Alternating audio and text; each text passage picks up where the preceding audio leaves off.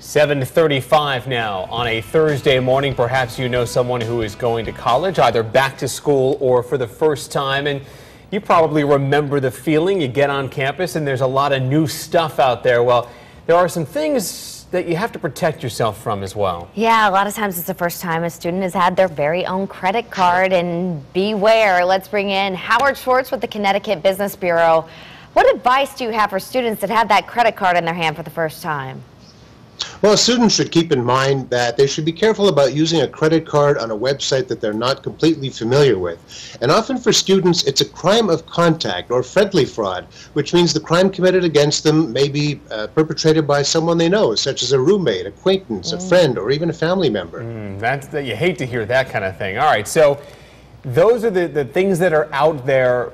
There's got to be some really good ways to try to make sure you're not being scammed, that you can protect yourself too.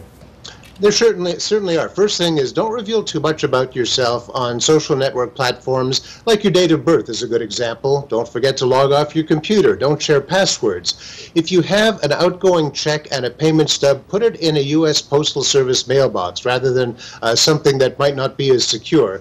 And don't keep documents around like a passport, social security number, or credit cards that you're not using, because that's just an invitation for them to get stolen and to be used against you. You know, Howard, everyone hearing this thinks, well, that won't happen to me. Quickly, how often does this really happen?